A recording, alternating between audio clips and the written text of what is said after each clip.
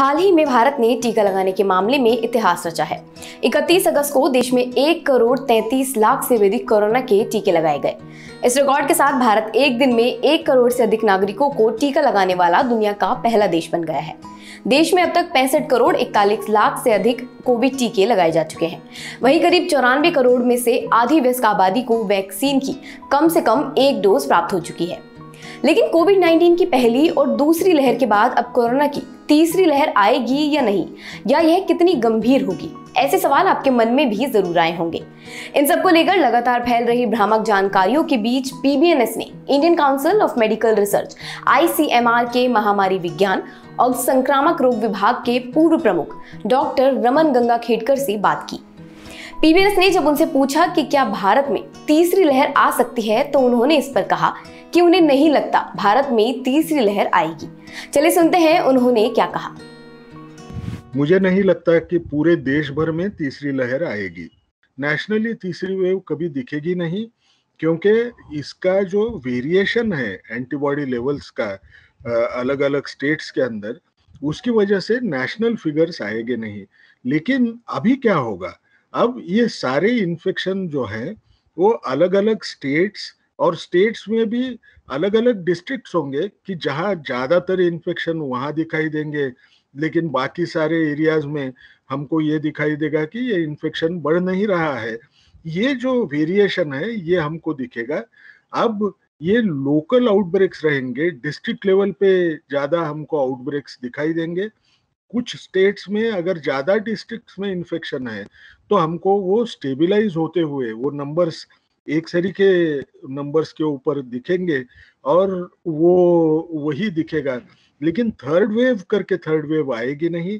अभी localised outbreaks ये हमको दिखाई देंगे, जहां जहां भी लोगों ने वैक्सीन ज्यादा ली नहीं है, जहां जहां भी लोगों को पहले ही नेचुरल इन्फेक्शन होने की वजह से प्रतिकार शक्ति बढ़ी हुई नहीं है, वहां ये आउटब्रेक्स दिखेंगे। मुझे नहीं लगता कि थर्ड वेव करके हमको दिखाई देगी।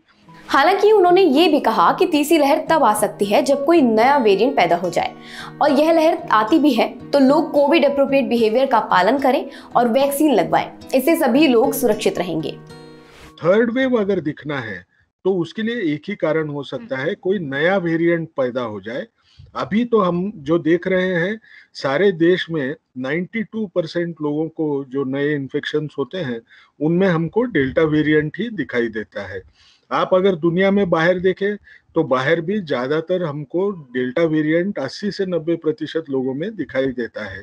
अब अगर नया वेरिएंट कोई नहीं है जो वैक्सीन या इन्फेक्शन की वजह से मिले वाली इम्यूनिटी को चैलेंज कर सकता होगा, तो हमको तीसरी वेव दिखना बहुत मुश्किल रहेगा। और सबसे बड़ी बात हमको एक सोचना है कि हम अगर वैक्सीन ले या न ले, कोविड एप्रोप्रिएट बिहेवियर का भी पालन करें, ये दोनों चीजें अगर हमने साथ की तो ये थर्ड वेव प्रिवेंटेबल है। इसके बारे में हम सब ने सोचना है। रोजी रोटी भी हमको कमाना है, लेकिन उसके साथ में अपनी जान भी बचाना है। ये भी बहुत जरूरी बात है। डॉक्टर गंगाखेडकर कहते हैं कि सबसे जरूरी है कि सरकार द्वारा जो भी दिशा निर्देश जारी किए जा रहे हैं उनका जरूर पालन करें। सरकार आपकी है, सेहत आपकी है। सरकार अगर आपकी सेहत बचाने के लिए पूरी कोशिश कर रही है तो उनके जो गाइडलाइंस है, उनके जो कानून है, उनको हमने पालन भी करना, ये भी इतना ही जरूरी रहेगा।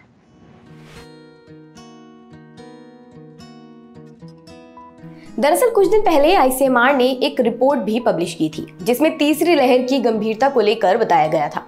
भारत में कोविड-19 की तीसरी लहर की संभावना एक गणितीय मॉडलिंग आधारित विश्लेषण नाम से इस अध्ययन को ICMR के DG बलराम भार्गव, संदीप मंडल और समीरन पांडा द्वारा लिखा गया है।